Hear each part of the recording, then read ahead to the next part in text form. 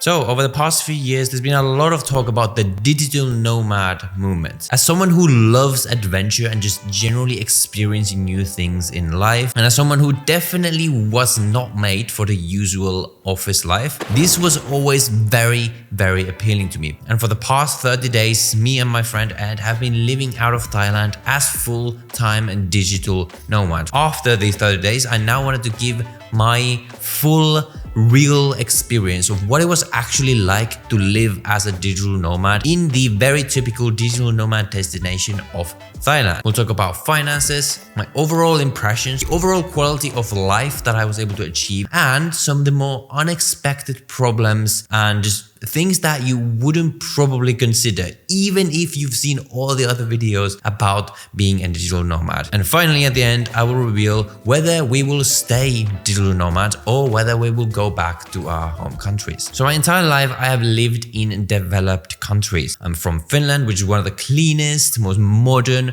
countries in the entire world, where everything just works. And then I also lived in London, and my main base right now is in Dubai. And so the idea of moving to a place like Thailand that's more on the developing side still, even though we'll talk about that, it's a lot more developed than you probably think. It was definitely something that was putting me out of my comfort zone. And so arriving in Bangkok for the first time, my first impressions were definitely mixed. The airport was chaotic. I didn't know how anything worked. I didn't speak the language. I couldn't even read the language. And when I arrived at the hotel, the first thing that happened is that my internet didn't work. The streets were chaotic and everything like that. And I was like, okay, this is a completely different world to what I'm used to. But also, in a lot of ways, that was super exciting to me. It felt like being part of a fantasy action movie in real life. It was craziness. And while certain things certainly didn't objectively work as well as in Europe, the streets were dirty. There were all these wires hanging that were okay, if I touch this wire, I'm probably gonna die. So it was chaos. But to my adventurous soul, that was also just super exciting and refreshing. We would just walk around the streets, and every street you turn into, there's some new thing that you just haven't ever seen before, such as when we accidentally turned into what turned out to be the red light district, or one of the red light districts of Bangkok. I don't want to get this video demonetized, but let's say they don't exactly try to hide what is going on in those places. Let's put it that way. The same sense of adventure continued as we left Bangkok for Koh Samui. We rented some mopeds for literally nothing, and we'll discuss the finances later on in the video. And we would just ride around the island. I'm sure there are traffic rules in there, but if they exist, people don't really follow them, which again is crazy, but it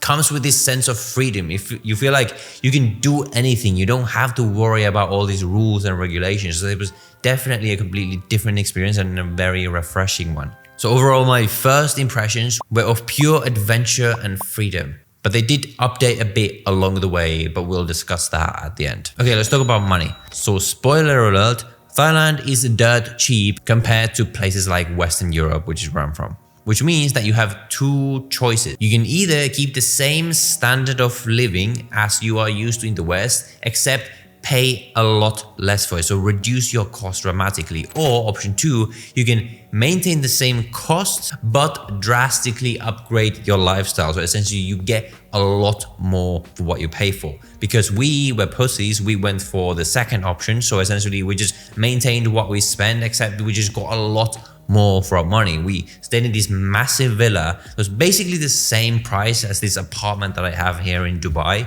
And it was on the hills, it was overlooking the entire island. It was magical. And it only cost us I think it was £3,500 a month split between the two of us. Which I know is not the true authentic experience of Thailand. I'm going one step at a time here, okay? For food, it really depends on what you eat. But if you eat at these street foodie kind of places, you can get lunch, dinner for something even 200, 300 baht or even less than that. Whereas if you do go to one of these more westernized restaurants that are a bit nicer, you can expect to spend 1,000 to 1,500 baht per person, which is in the similar range as you would expect in the West. So really, in terms of food, you can really pay sort of as much as you want. It really depends on what sort of food you go for. When we were taking taxis and these tuk-tuks around Bangkok, it would probably be 200 baht for a 10-15 minute ride or something like that. Although those tuk-tuks were definitely charging us the Western tourist prices. It was super fun, so it was worth it. The mopeds that we rented in Koh Samui were 3,000 baht for the entire month per person, which is really good. So I didn't add up like everything I spent or anything like that, but I probably ended up spending total of like maybe $4,000 for the entire month, which I know is a lot, but what I got for that money was like literally like an insane lifestyle essentially. And next time I go, I definitely want to just try to spend as little as possible and try to see how cheap can I do this place, because you could do it for very, very cheap. So overall, yes, Thailand will either save you a lot of money, or for the same money, it will get you a lot more. So with this money, what kind of quality of life did I actually get, and how did I really feel about the quality of life that I'm able to get? Because a big objection that people from the West have to going to places like Southeast Asia, like, oh, it's not developed, like you can't live a nice life there. I need my conveniences. I need my Amazon one day, blah, blah, blah, blah, blah, blah. But like, honestly, I was so surprised at the extent of development in Thailand. First, obviously, is your place to stay. People assume that in places like Thailand, the apartments are like crappy and you can't get like nice places at all, but that is not true. The apartments that you can get, even though I didn't stay in one myself, like I looked them up and you can get super, super modern, super spacious, nice apartments in like nice parts of the city for literally like less than $1,000 a month. And these apartments are exactly of the same quality as you would expect in London, New York. In fact, they might even be better. Food-wise, again, no surprise. In my opinion, Thailand has better food than Europe, much better food than Finland, and again, for a drastically reduced price. So in food, Thailand beats the West in my opinion. And just as a side note, often the best food you will eat in Thailand, at least in our experience, are precisely the cheaper places. Like some of our favorite places to eat were some of those very cheap street food places where we would spend like 200 baht for a dinner. Whereas at one point we went to the like kind of fancy beach club and the dinner ended up costing us like 60, 70 bucks or something like that. And it was the worst meal we had out of any meal we had in our entire trip. So next, let's look at cleanliness. And this is, I think, the biggest drawback of Thailand in particular. The cities are not very clean. They're sort of like grimy. Like you have this really strong sting of the sewer, like wherever you walk around in Bangkok. It's not as structured. It's not as like orderly as you might expect from a more developed place. But again, for me, it was in fact even a positive. I really enjoyed the sort of adventurous freedom feel of Bangkok in particular. But let's not forget that not everywhere in the West is clean either. Like if you go to New York City, that place is dirty, that place smells, it is chaos. So depending on where you're coming from, like you might find that Bangkok is actually very similar to where you're coming from, again, except at a much, much lower price. What about the people? I think Thailand has some of the warmest, friendliest people that I have ever met in my entire life. They are just so nice. I think it's just a culture, like they just smile, they're so happy, and like it's just a pleasure to like be around those people. It just leaves you with a much nicer feeling. Lastly, let's look at safety. Now, it obviously loses out to places like Dubai, places like Singapore, because like these are literally the safest places in the world. But compared to, and this is a big, again, reason that people use to say like, oh, I can't move to Thailand because it must not be safe, right? Like literally, Bangkok is safer than London. Bangkok is safer than Paris. Like most places in Thailand are literally safer than most places in the developed world. What I will say that there are a lot of scams in Bangkok. Like you need to watch out for these. Like they will try to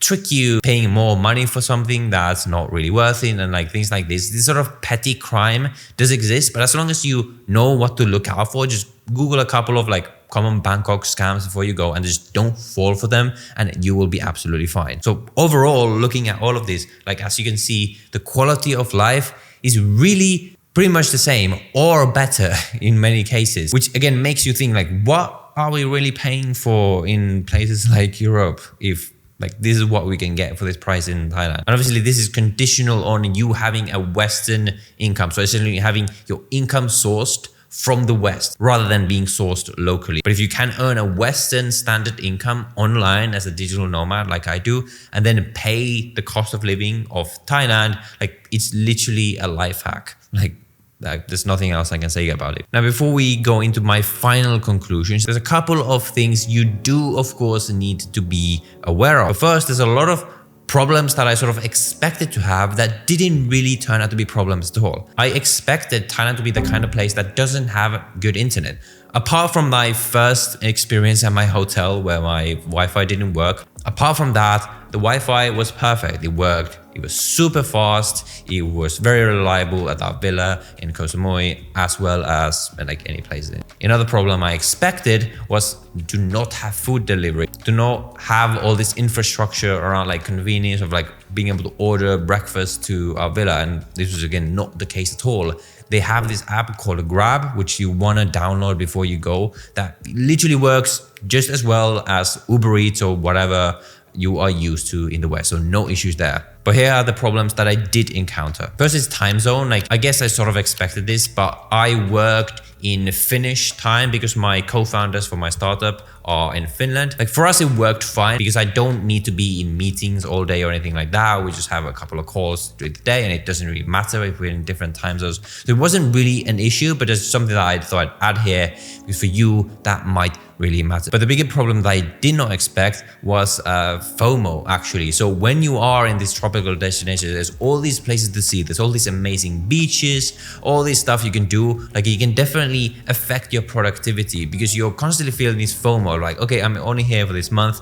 Like, if I don't check out these things now, I'm not gonna be able to check them out before I leave. And it makes you sort of more inclined to not work and to not focus on your business or your career. So that's just something that definitely keep in mind. And this leads to the biggest issue I've had. I think people really underestimate the power of having a routine. And when you're in a new place, especially if you're traveling around different places, it can be really difficult to get into a stable routine, to get stuff done. Like, when I was in Bangkok, I pretty much wasn't able to get into a routine at all because we were only there for a week. When we were in Koh Samui, it took like 1 to 2 weeks to get into a routine. After I got into a routine, everything was fine. But then just as I had got into my new routine, we basically already left and I went to Singapore. So actually, like, going forward, and this takes us to my conclusion, will I remain a digital nomad?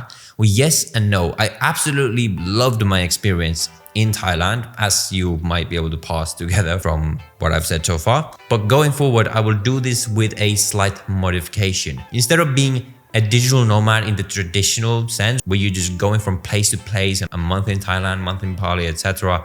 I'm gonna have one base somewhere, which is still gonna be right here in Dubai, where I'm gonna stay for most of the year. And then for the rest of the year, I'm gonna pick like 2 places every year that I'm gonna spend 2 to 3 months in those places in. This allows me to experience the world and like live in different places, but also to actually have a routine, to also actually be there long enough to really experience what it's like to live there and not just like stay there for like a month. Like, if you're considering doing this, like, just give it a shot. It is just such a transformative experience to live in a place and to experience a place that is totally different to what you're used to. But for now, I'm back here in Dubai, so you can expect a lot of Dubai content coming out on this channel. So subscribe to see that. If you want to see my previous videos about Dubai, there's going to be one right there. And with that, I will see you in the next one.